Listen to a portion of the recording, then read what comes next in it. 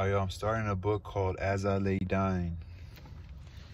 I'm on page, first page, it says Darl. I don't know, these are characters or something.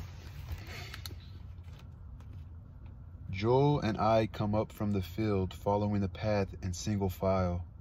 Although I am 15 feet ahead of him, anyone watching us from the cotton house can see Joel's frayed and broken straw hat a full head above my own. Joel's frayed and broken straw hat a full head above my own. The path runs straight as a plumb line, worn smooth by feet and baked brick hard by July, between the green rows of laid-by cotton, to the cotton house in the center of the field, where it turns and circles the cotton house at 4 soft right angles and goes on across the field again, worn so by feet and fading precision.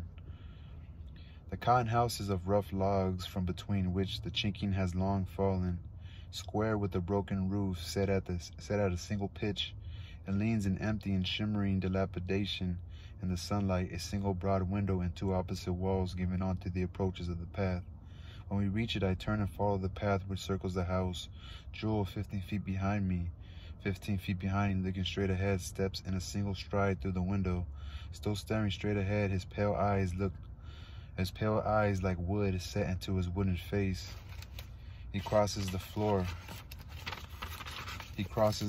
and strides with the rigid gravity of a cigar store Indian dressed in patched overalls and endued with life from the hips down, and steps in a single stride through the opposite window and into the path again just as I come around the corner.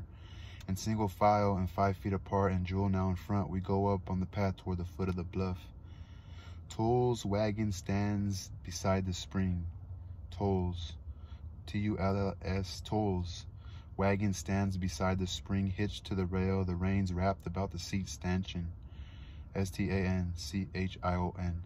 In the wagon bed are 2 chairs. Joel stops at the spring and takes the gourd from the willow branch and drinks. I pass him and the mount path, beginning to hear Cash's saw.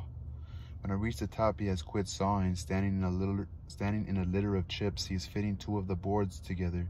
Between the shadow spaces, they are yellow as gold, like soft gold, bearing on their flanks in smooth undulations the marks of the adze blade.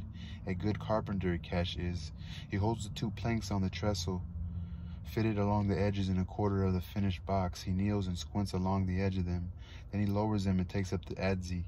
A good carpenter, Addie Bundren, could not want a better one. A better box to lie in, and will give her confidence and comfort. I go on to the house, followed by the chuck, chuck, chuck of the adze. Sounds like they're making a coffin. If you put 2 together, As I Lay Dying, and him being a carpenter and saying something about she will lay in it.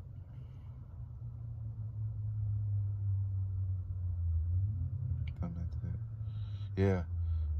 A good carpenter. Addie Bundren cannot want a better one, a better box to lie in. It will give her confidence and comfort.